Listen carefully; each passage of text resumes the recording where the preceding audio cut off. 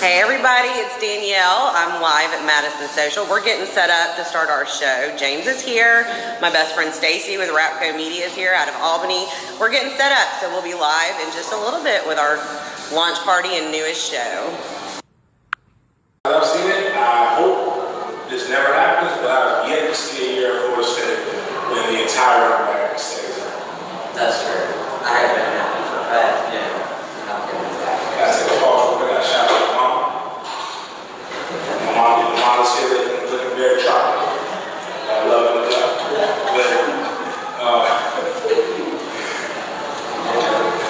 All right, so. It's your boy Big Game James 360, my lovely co-host Danielle. 36 degrees out here. 36 degrees Celsius. It's hot as hell out here. But what we're doing is trying to have a good little shindig. The players are coming out. We're out here trying to flip recruits, and we're flipping rival fans. So if you're a Gator or you're a Hurricane, I'm your official host. At the end of this whole situation, we'll make sure you're doing the job properly with a good technique so you don't get bursitis in your elbow. Well, you ain't saying nothing about no Clemson Tiger, but keep on talking. Danielle? Danielle? We're excited. Just about getting underway. Players are coming out. We're excited. We're excited about this event. It looks like they're having a good time. I am sweating. But it didn't work out so well. We're having connection issues. But we're at Bradenton, Florida. Manatee County Seminole kickoff party is tonight here at Motorworks Brewery. We're having a blast. Couple things. This is our head coach's hometown, y'all. Also, it is August. Are you ready? We're less than a month away from the kickoff of Florida State football with our new head coach, Willie Taggart, who is from Manatee County, so this party is extra special. Also, super, super excited. 36 degrees has a lot of stuff coming up, interviews coming up. We're going to talk to Coach Bowden, Marvin Jones, Dexter Carter. We're also going to talk hopefully to Prime Time and Corey Fuller. We are really, really excited to interview all the former Knoll greats before we get started on the season. It's good stuff. James is going to be talking tonight here. Also, Josh Newberg of Knowles 247. You can hear him getting started behind me. Really excited. We'll be bringing you that live. I'm heading up to get it now. Thanks, everybody. Roll-up. Who knows the big three roll-up? Couple? Oh, yeah, of course, Josh, you know the big three roll-up. He's on it. You got a couple knuckleheads on that one. Silk and Kevin, they represent Florida and Miami, but this guy represents Florida State University, Josh Newberg. Josh Newberg writes for Knowles 24/7. On the big three roll-up. You guys don't follow that one, you follow that. And then next to him, we've got James Coleman. Does anybody know James Coleman? Does that name sound familiar to you guys? You know James Coleman? Some washed up guy.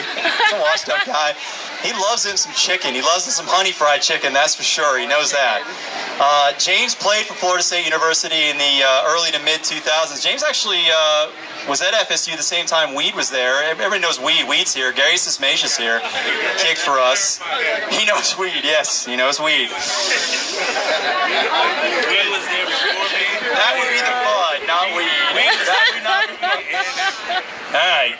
James is a running back, fullback for us. Scored a couple touchdowns, racked up a couple yards. There was a really nasty rumor about him having to have a helmet made specially for him. That's not true, right? I heard you cracked a helmet, though. He cracked a helmet, though. A lot of help. That had to take a lot of force to crack a helmet. All right, so James is in Jacksonville now. He actually covers the Jacksonville Jaguars and also does some radio and also does some podcasts as well. Actually does a podcast with this young lady over here, Danielle Kelly, who's in Tallahassee. It's called 36 Degrees. James writes for Gridiron Now.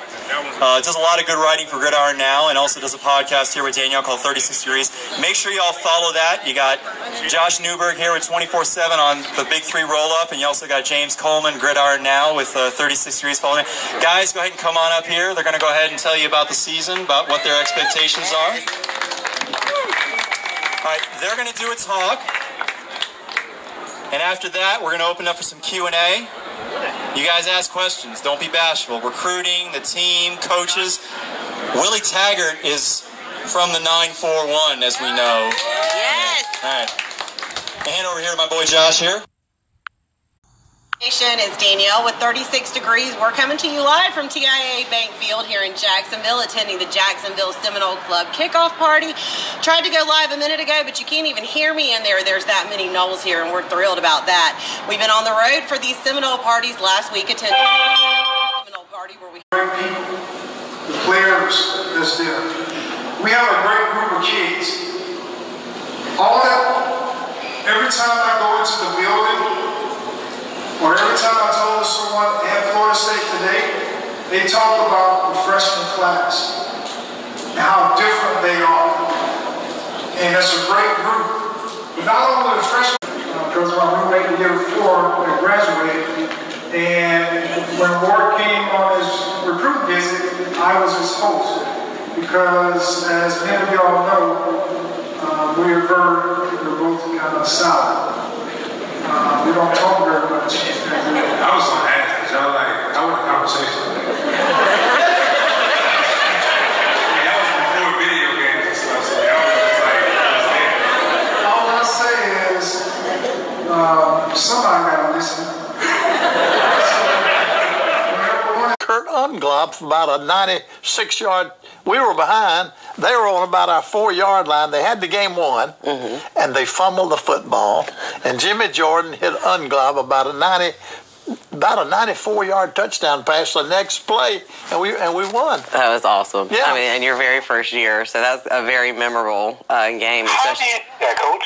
I got to know, because this is, I'm going to ask for some life advice in this, too, because this can help me tremendously. I don't remember teammates. How in the heck can you remember something from 1976 and go that long ago and just give us that clear? Like, what is that? Is it like a movie in your head? Like, you got tons of memories. Like, that's something has always impressed me. You know, I think all coaches are that way. You can talk to coaches, and they can remember 3rd down and 3 on the right hash mark in the 4th quarter against so and so. You know what? They can't remember their wife's name, but they can remember that. He does. He remembers everything. Goodness, those were the days. And now he's back on staff. I think that was smart. I do too. Willie Taggart, to me, has done all the right things in preparing for this season, and then he tops it off by hiring Mickey to come in there. And Mickey can't coach now. He can't have so many active coaches, and he's not a full-time coach, but he can advise. And it's kind of like a mama talking to the son. Son, don't touch that lamp over, and don't do that. That's the way he can do with it. Taggart, he kind of hit off some of the problems, and make some good suggestions to him. Yeah. So no mat drills, James. No, man, that was one of the first things I asked him at Taggart's press conference. And I saw him perk up, and it kind of scared me, Coach. I ain't gonna lie. I wanted to push him. He was in the cane. He was walking a little slow. That's some of the things that I remembered doing mat drills. But I tell people all the time about Mickey Andrews' name, might be Greek for accountability. Yeah. That's what I always just remembered. I think with him being on that field and seeing him interact with the players, they're actually starved for it. I've heard a lot of people say millennials don't like being coached hard, but I can see Coach Andrews still going at it the same way. They just want to be held accountable. So I think that's one of the things that he's done a tremendous job of. You're exactly right, and I don't care how old Mickey is, he's going to always be that way. He was a very intense coach. Oh, he was intense. I found that out when I hired him. I didn't realize as much. When I hired him, we were practicing on the goal line. And I was running the offense, and he over there coaching defense. And we'd run plays, and he would smear us. So finally we'd run a trap play, and it scored standing up. And I said, "Hey, Mickey, how'd you like that?" He gave me the worst look I ever had in my life. I never said, "Hey, Mickey," again. That famous look. We all know that. James, you know that look.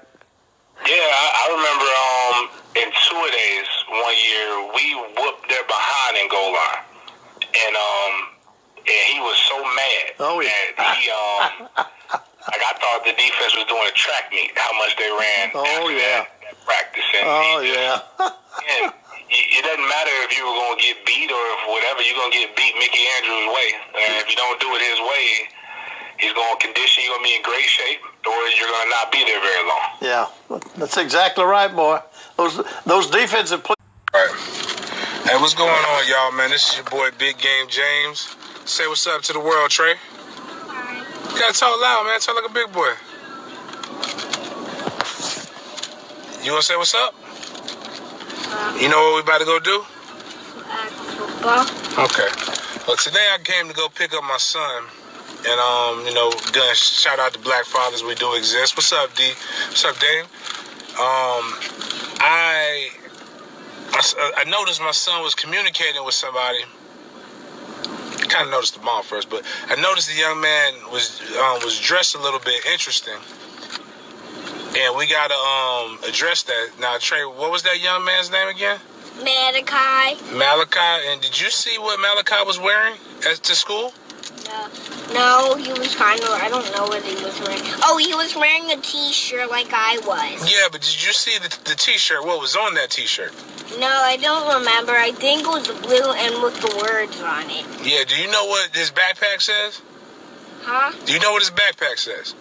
He has a Gator backpack and a Gator shirt. Now, what did Dad... Now, wait a minute. Now, what does Dad feel... How does Dad feel about the Gators?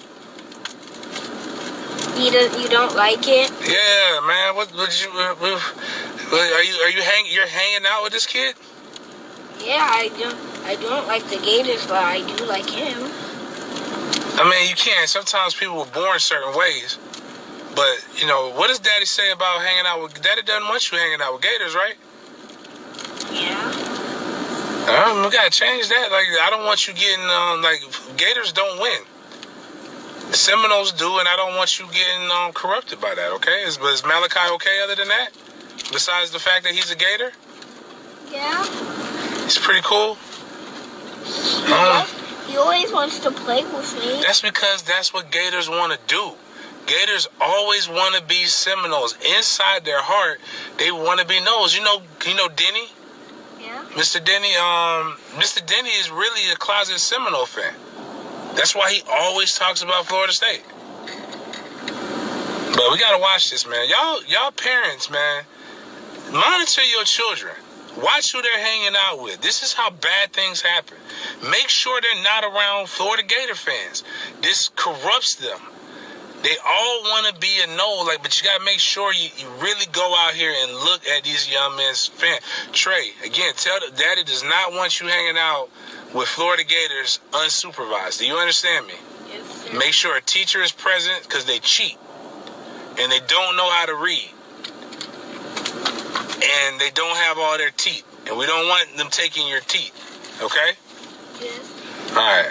Anyways, y'all be blessed. Make sure y'all check your children, and make sure they're not going out here hanging out with the wrong crowd, in particular, Florida Gator fans.